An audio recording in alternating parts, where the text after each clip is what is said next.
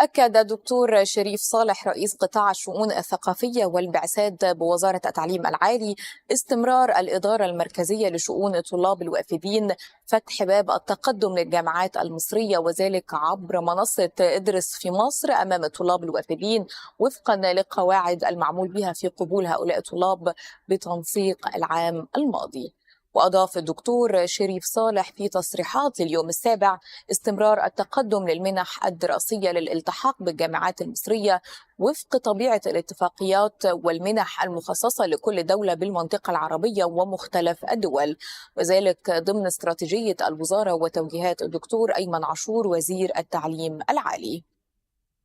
أيضا مشاهدينا، أشار رئيس قطاع الشؤون الثقافية والبعثات إلى إتاحة منصة ادرس في مصر لاستقبال طلبات الطلاب الراغبين في التقدم للالتحاق بالجامعات المصرية حتى نهاية شهر سبتمبر المقبل، مؤكدا أن التقدم إلكترونيا فقط ولا يوجد تقدم ورقيا. ووجه الدكتور شريف صالح رسالة عاجلة للطلاب بضرورة المتابعة اليومية للحاسب على منصة ادرس في مصر لاكتشاف حالة وجود استكمال والإسراع بإتمامه، لأن مدة فحص الملف من 3 إلى 5 أيام فقط حتى يتم استكمال سداد المصروفات والقيد بالجامعات. ولفت رئيس قطاع الشؤون الثقافية والبعثات إلى أنه تم إقرار الحد الأدنى للقبول بالنسبة للشهادات المعادلة للثانوية العامة بقسميها العلمي والأدبي في الجامعات الحكومية، والذي تحدد ب 75% للقبول بكليات الطب في جامعة القاهرة وعين شمس والإسكندرية والمنصورة وأسيوط،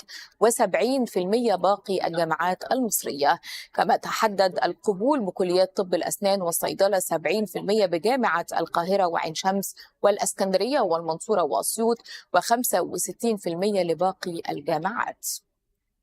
كما تقرر أيضا أن يكون الحد الأدنى للقبول بكليات العلاج الطبي والطب البيطري والهندسة والتخطيط العمراني وفنون جميلة والزراعة والحاسبات والمعلومات 65%، وذلك بجامعات القاهرة والإسكندرية وأسيوط والمنصورة، و60% باقي الجامعات الحكومية. تقرر أيضا أن يكون الحد الأدنى للقبول بكليات العلوم والعلوم الصحية وعلوم الثروة السمكية والمصايد والبنات للعلوم والفنون التطبيقية 55% بجامعات القاهرة والإسكندرية وأسيوط والمنصورة، و50% باقي الجامعات الحكومية. وذكر الدكتور شريف صالح إلى استمرار تواصل المكاتب الثقافية المصرية بسفارات جمهورية مصر العربية بمختلف دول العالم مع القطاعات المختلفة بالدول لاستعراض نماذج وبرامج الدراسة في الجامعات المصرية لجذب مزيد من الطلاب الوافدين والانضمام لمنظومة التعليم الجامعي في مصر، ويتاح للطلاب التقدم عبر منصة ادرس في مصر، وهي منصة مميكنة بالكامل وتتيح للطالب الوافد التقدم للدراسة بأي من الجامعات داخل منظومة التعليم العالي المصرية بمختلف روافدها والمنتشرة في جميع أنحاء الجمهورية، والتي تتمثل في 27 جامعة حكومية و32 جامعة خاصة، 20 جامعة أهلية و10 جامعات تكنولوجية بالإضافة إلى المعاهد.